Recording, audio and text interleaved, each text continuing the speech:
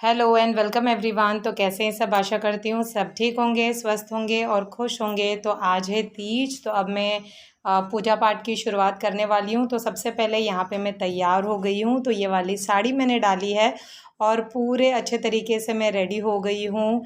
माथे की जो मांग टीका होता है, नथिया होता है, डरपेच होता है, हार, मंगलसूत्र, सब कुछ। तीज तो सभी बहनों को तीज की हार्दिक शुभकामनाएं और भोलेनाथ सबका तीज व्रत सफल करे। और मैं अभी रेडी हो गई हूँ साड़ी डाल के, श्रृंगार करके, और मेहंदी तो मैंने कल ही दिखा दी थी, साथ में भी लगा ली मैंने, और प्रॉपर तरीके से तैयार हो गई हूँ। और अब शुरू करूँगी पूजा की विधि। तो चलिए शुरू करते हैं पूजा।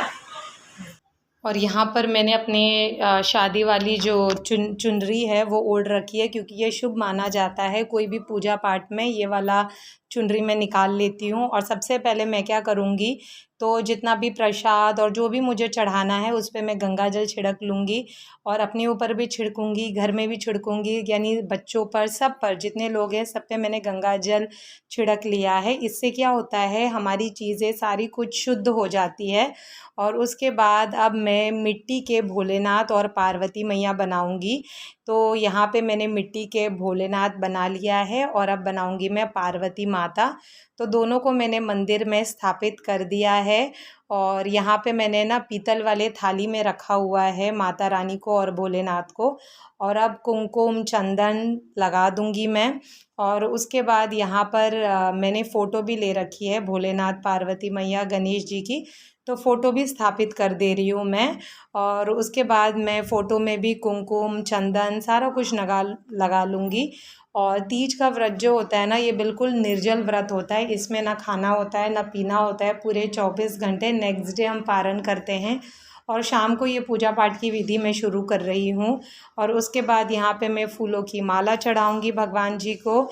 और बिल्कुल ताज़े फूलों की माला चढ़ा रही हूँ यहाँ पर। और माता रानी और भोलेनाथ को मैंने चुनरी भी चढ़ा दी है। तो यहाँ पे अब सभी देवी देवताओं पर मैं फूल चढ़ा लूँगी। और कहते हैं ना कि मंदिर में पूजा कर रहे हैं तो सभी देवी देवताओं की पूजा होनी चाहिए। और यहाँ पर मैंने, देखिए, सारा फूल चढ़ा लिया है। और ये वाली साड़ी कैसी लग रही है कमेंट करके बताइएगा।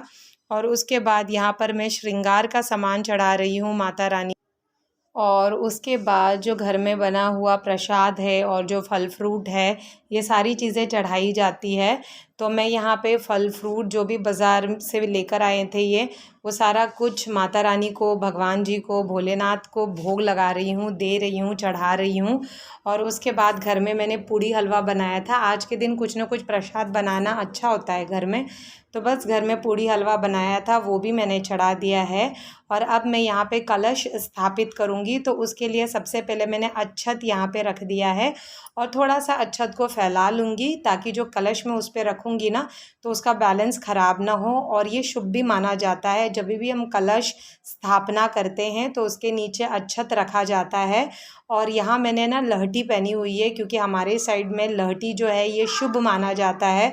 तो बस लहठी मैंने डाला है हाथों में। और उसके बाद यहाँ पे अब कलश स्थापना कर रही हूँ। तो वैसे आम के पत्ते जो होते हैं ना, वो हम लगाते हैं कलश में, लेकिन वो नहीं मिले तो यहाँ पे मैं पान के पत्ते लगा रही हूँ। और जब हम कलश स्थापना करते हैं ना, तो उसके बाद कलश के अंदर सिक्का, सुपारी, ये मैंने डाल दिया है। और अब नारियल ले लिया, और नारियल पे भी मैं कुमकुम लगाऊंगी। और कुमकुम लगाने के बाद यहाँ पे देखिए मैंने कुमकुम लगा लिया नारियल पे।